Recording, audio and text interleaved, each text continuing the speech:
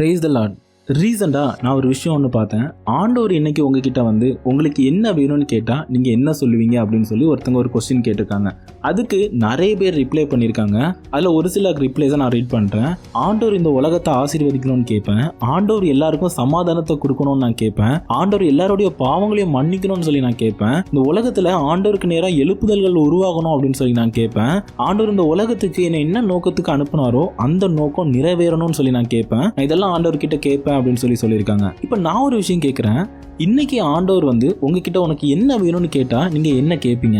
உங்களுக்கு என்ன வேணும்னு சொல்லி தான் ஆண்டவர் கேட்டாரு. ஆனா நமக்கு என்ன வேணும்னு சொல்லி கேட்கவே மாட்டோம். ஆண்டவரே, நீர் அவங்களோட ஆத்மாவை ரட்சியும், நீர் அவங்கள ஆசீர்வதியும், நீர் அவங்களுடைய பாவங்களை மன்னியும் சொல்லி மற்றவங்களுடைய காரியங்களை தான் நம்ம கேட்போமே தவிர நம்ம காரியத்தை நம்ம கேட்கவே மாட்டோம். மத்தேயு 16:26 மனுஷன் உலகம் முழுவதையும் ஆதாயப்படுத்தி கொண்டாலும் தன் ஜீவனை நஷ்டப்படுத்தினால் அவனுக்கு லாபம் என்ன? நம்ம இந்த உலகத்துல யார் யாருக்காகவோ ஜெபம் பண்றோம், யார் யாருக்காகவோ விண்ணப்பங்கள் பண்றோம், யார் யாருக்காகவோ அவர் ஆசீர்வதின்னு சொல்லி கேட்கிறோம். ஆனா நம்ம ஜீவனை நம்ம இழந்து போனோம் அப்படின்னா நம்ம ஆத்மா நரகத்துக்குன்னு வைக்கப்பட்டுரும். ஆண்டவர் உங்ககிட்ட வந்து உனக்கு என்ன வேணும்னு கேட்கும்போது, என்னுடைய ஆத்மா மரணத்துக்கு அப்புறமா உம்முடைய வாசஸ்தலங்கள்ல எனக்கு ஒரு பங்கு தாரும். அவர்கிட்ட அநேக வாசஸ்தலங்கள் இருக்கு. நீங்க பரலோக ராஜ்யத்தை கேட்கலாம். பரலோகம் வரைக்கும் என்னால போக முடியாதுப்பா அப்படின்னா நீங்க நித்திய ராஜ்யத்தை கேட்கலாம். நித்திய ராஜ்யம் வரைக்கும் கூட என்னால போக முடியாது அப்படின்னா என்ன இந்த உலகத்துல நீதிமான் நடத்தி இன்னொரு வெளிச்சத்திலேயாவது எனக்கு ஒரு பங்கு தாருங்கன்னு சொல்லி நம்ம கேட்கலாம். உம்முடைய வீட்டுல எனக்கு ஏதோ ஒரு வாசஸ்தலத்துல எனக்கு ஒரு இடம் வேணும் அப்படிங்கறத கண்டிப்பா கேளுங்க.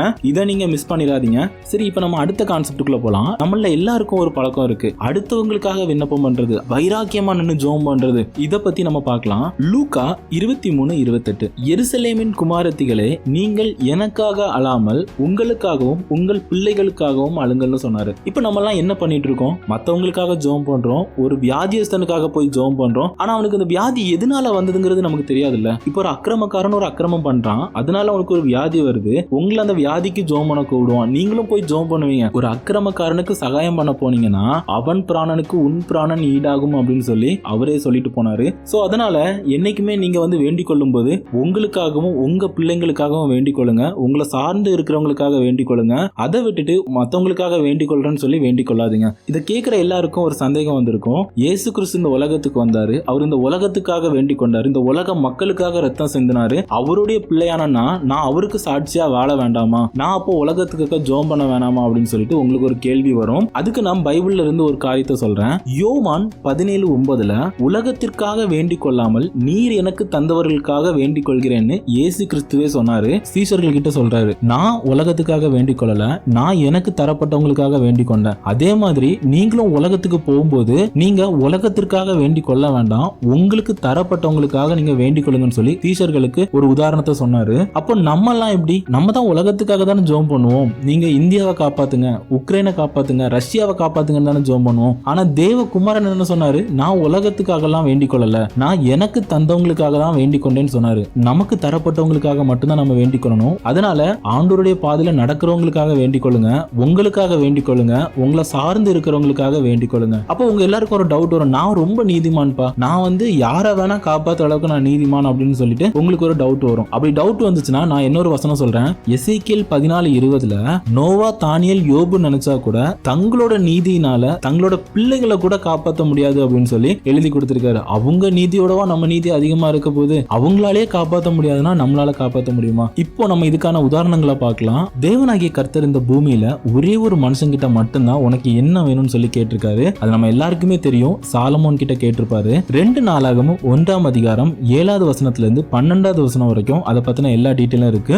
7வது வசனத்துல வந்து, அன்று ராத்திரியிலே தேவன் சாலமோனுக்கு தரிசனமாகி நீ விரும்புகிறதை என்னிடத்தில் கேள் என்றார். அப்போ சாலமோன் என்ன கேட்பான் அப்படின்னா, என்னுடைய தகப்பனுக்கு நீர் வாக்குத்தத்தம் பண்ணதை நீர் உறுதிப்படுத்தும், இந்த ஜனங்களை ஆளும்படிக்கு எனக்கு ஞானத்தையும் அறிவையும் தாருன்னு சொல்லி கேட்டிருப்பான். அது அவருக்கு பிரியமா இருந்திருக்கும். அப்போ அவர் அவனுக்கு ஒரு வாக்கு கொடுக்கிறாரு. உனக்கு முன் இருந்த ராஜாக்களிலும் உனக்கு பின் இருக்கும் ராஜாக்களிலும் இல்ல இல்லாத ஐஸ்வர்யத்தையும் சம்பத்தையும் கனத்தையும் உனக்கு தருவேன்னு சொன்னாரு. அவன் அவர்கிட்ட ஞானத்தை மட்டும்தான் கேட்டான், ஆனா அவர் இது எல்லாத்தையும் கொடுத்தாரு. ஏன்னா அவன் கேட்டது அவருக்கு பிரியமா இருந்துச்சு. இப்படி தேவனாகிய கர்த்தர்கிட்ட இருந்து வாக்குத்தத்தம் வாங்கின ஒரு மனுஷன் எப்படி விழுந்து போனான்? நம்ம எல்லாரும் நினைச்சிட்டு இருக்கோம் அவன் விக்கிர ஆராதனைகளுக்கு பின்னாடி போகும்போது அவன் விழுந்து போயிட்டான் அப்படின்னு சொல்லிட்டு. அவனோட ஸ்தானத்துல இருந்து ஒரு தப்பு பண்ணிருப்பான். அது என்னங்கிறத பார்க்கலாம். 1 ராஜாக்கள் 2ஆம் அதிகாரம் 20-21. அப்பொழுது அவள், நான் உம்மிடத்தில் ஒரு சிறிய மண்டாட்டை கேட்க விரும்புகிறேன், எனக்கு அதை மறுக்க வேண்டாம் என்றாள். அதற்கு ராஜா, என் தாயே கேளும், நான் உமக்கு மறுப்பதில்லை என்றான். இதை எங்க இருந்து சொல்றான்? ஒரு ராஜ சிங்காசனத்துல உட்கார்ந்து இருக்கான், எல்லா அதிகாரத்தோடய உட்கார்ந்து இருக்கும் போது அவன் இந்த விஷயத்த சொல்றான். அவன் அப்படி சொல்லும் போது அந்த இடத்துல அவனோட தாயாகிய பக்ஷபால் என்ன கேட்கிறா அப்படின்னா, அதோனியாக்கு அபிஷாவை கேட்கிறா. அப்ப அந்த இடத்துல சாலமோன் அதோனியாவை கொன்னு போடுறான். அப்ப இந்த இடத்துல ஒரு ராஜா ராஜ சிங்காசனத்துல இருந்துட்டு ஒரு வாக்கு கொடுக்கறான். அந்த வாக்க அவனால நிறைவேற்ற முடியல. இத தாவீது ஒரு இடத்துல சொல்லியிருப்பாரு. சங்கீதம் 15:1-4 வரைக்கும் வாசிச்சு பாத்தீங்கன்னா, ஆணையிட்டதில் நஷ்டம் வந்தாலும் தவறாது இருக்கிறான் அப்படின்னு சொல்லிட்டு. இந்த இடத்துல சாலமோன் என்ன பண்றான்? அவனுக்கு ஒரு நஷ்டம் வந்த உடனே அவன் அந்த வாக்க மீறி போடுறான். ஒரு ராஜா தன்னோட வாக்க மீறி போடலாமா? இவன் விழுந்து போன காரியத்துல தாவீதோட பார்வையில பார்த்தோம் அப்படின்னா, தாவீது ஒரு காரியத்தை சொல்லியிருப்பாரு, துரிதமான ஆசீர்வாதம் முடிவிலே அங்கீகாரம் பெறாது அப்படின்னு சொல்லிட்டு. தேவனாகிய கர்த்தர் தாவீது கிட்ட கேட்கல உனக்கு என்ன வேணும்னு சொல்லிட்டு, அவர் சாலமோன் கிட்ட தான் கேட்டாரு உனக்கு என்ன வேணும் அப்படின்னு சொல்லிட்டு. இப்படி சாலமோனுக்கு ஈஸியா கிடைச்சது.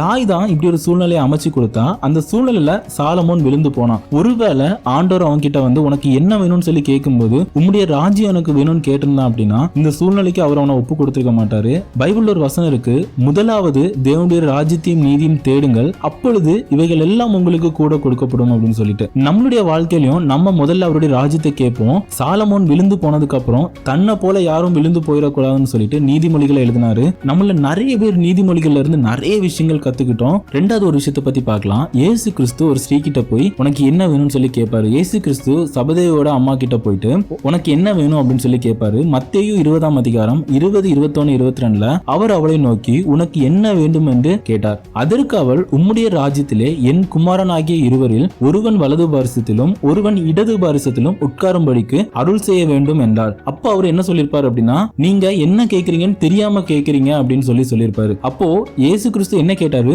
உங்களுக்கு என்ன வேணும் அப்படின்னு சொல்லி கேட்டாரு. அதுக்கு அவங்க தன்னோட பிள்ளைகளுக்கு கேட்கறாங்க. அவரு நமக்கு என்ன வேணும்னு கேட்கும்போது நமக்கு என்ன வேணும்னு அவர்கிட்ட நம்ம கேட்கணும். அதை விட்டுட்டு அடுத்தவங்களுக்காக கேட்டோம் அப்படின்னா அது சாபமா தான் இருக்கும். இந்த இடத்துல எங்க சாபமாச்சுன்னு சொல்லி கேக்குறீங்களா? யோவானும் யாக்கோபும் இரத்த சாட்சியா மறிச்சிருப்பாங்க. ஆனா அவங்க அதுக்குள்ளவங்களான்னு கேட்டீங்கன்னா கண்டிப்பா இல்ல. தன்னோட தாயை பாக்குற பொறுப்பே அவங்க கிட்ட தான் கொடுத்திருப்பாரு. அப்படி இருக்கும்போது இந்த முடிவு அவங்களுக்கானது இல்ல. தாய் சாபத்தை வாங்கி தன்னோட பிள்ளைகளுக்கு கொடுத்தா. இப்போ உங்க எல்லாருக்கும் ஒரு விஷயம் புரிஞ்சிருக்கும்னு நம்புறேன். ஆண்டவர் உங்ககிட்ட என்ன வேணும்னு கேட்டா நமக்கு என்ன வேணுங்கிறத தான் நம்ம வந்து கேட்கணும். இப்போ நாம அந்த கமெண்ட்ஸை பத்தி பார்க்கலாம். ஒரு சிலர் என்ன கேட்டிருக்காங்க, இந்த உலகத்தோட ஆசீர்வாதத்தை பத்தி கேட்டிருக்காங்க. நான் சொன்ன மாதிரி நீங்க உலகத்துக்காக எந்த ஆசீர்வாதத்தையும் கேட்க வேண்டாம். அதுக்கப்புறம் என்ன கேட்டிருக்காங்க, மற்றவங்களோட சமாதானம். இதுக்கும் அதே பதில் தான். மற்றவங்களுடைய சமாதானத்தை நீங்க கேட்க வேண்டிய அவசியம் இல்ல. மற்றவங்களுடைய பாவங்களையும் நீங்க மன்னிக்க சொல்லி கேட்கணும்னு வேண்டாம். இப்போ நம்மளுடைய எல்லார் கையிலயும் பைபிள் இருக்கு. நம்ம தேடி வாசிக்க வேண்டியது மட்டும்தான் மிச்சம். நான் வாசிக்கவே மாட்டேன், எனக்கு இன்னொருத்தர் வாசிக்கணும்னு சொல்லி இருக்கிறவங்க நீங்க போய் காப்பாற்ற போனீங்க அப்படின்னா கண்டிப்பா அது உங்களுக்கு சாபமா கூட மாற வாய்ப்பு இருக்கு. கடைசியா நான் ஒரு விஷயத்த சொல்லி முடிச்சுக்கிறேன். ஒரு சில பேர் வந்து என்னோட வாழ்க்கையில நீ என்ன திட்டம் வச்சிருக்கிறோ அது நிறைவேறணும் அப்படின்னு சொல்லி கேட்பேன் அப்படின்னு சொல்லியிருக்காங்க. நான் என்ன சொல்றேன், தேவனாகிய கர்த்தராக உங்ககிட்ட வந்து என்ன வேணும்னு கேட்கிறாரு. அவர்கிட்ட நீங்க எனக்கு பரலோக ராஜ்யத்தை தாங்கன்னு சொல்லி கேட்டீங்க அப்படின்னா உலகத்துல உங்களுக்கு என்ன நோக்கம் வச்சிருந்தா உங்களுக்கு என்ன, உங்களுடைய வாழ்க்கையோட திட்டத்தை பத்தி அறிஞ்சிக்கணும் அப்படின்னா உங்களோட பிரேயர்ல நீங்க கேட்கணும். ஆண்டவர் உங்ககிட்ட வந்துட்டு உங்களுக்கு என்ன வேணும்னு கேட்கும்போது நம்ம அவர்கிட்ட பரலோகத்தை கேட்கும்போது இந்த உலகத்தோட எல்லா காரியங்களையும் அவர் நம்ம கூட இருந்து நடத்திடுவாரு. நம்மள அந்த பரலோகத்துல கொண்டு அவர் சேர்த்துருவாரு. நான் என்ன நோக்கத்துக்காக அனுப்பப்பட்டேன் அந்த நோக்கத்தை அவரே நிறைவேற்றிடுவாரு. நம்ம ஆண்டவர் கிட்ட கேட்கும்போது எப்பவுமே பெருசா தான் கேட்கணும். சின்ன விஷயங்கள்லாம் கேட்க கூடாது. கண்ணை மூடிட்டு இருக்கலாம், அவர் உங்களை நல்லா நடத்திடுவாரு. கண்ணை திறந்து பார்க்கும்போது அவரோட வீட்டுல இருக்கலாம். உங்களுக்கு புரிஞ்சிருக்கும் நம்புறேன். நான் இதை உங்களுக்காக தான் சொல்றேன். புரியலனா கடைசி சொன்னதை திருப்பி ஒருக்கா கூட கேளுங்க. இந்த உலகத்துல வாழும்போது உங்களோட நீதியை பெருக பண்ணிக்கோங்க. அது ஒன்றும் அவ்வளவு கஷ்டமான விஷயம்லாம் இல்ல. இல்லன்னு சொல்லி ஒருத்தவங்க உங்ககிட்ட வந்து கேட்கறாங்கன்னா அவங்களுக்கு உதவி செய்யுங்க. உங்ககிட்ட உதவின்னு கேட்கறவங்களுக்கு செய்யாம போகாதீங்க. உங்களால மற்றவங்களுக்கு என்ன ஹெல்ப் பண்ண முடியுமோ அதை அந்த நேரத்துல பண்ணுங்க. ஒரு நாள் நீங்க ஆண்டவருடைய வீட்டுல போய் நிற்கும் போது உங்களோட நீதி அதிகமா இருக்கட்டும். உங்க எல்லாரையும் ஆண்டவர் ஆசீர்வதிப்பாராக. God bless you.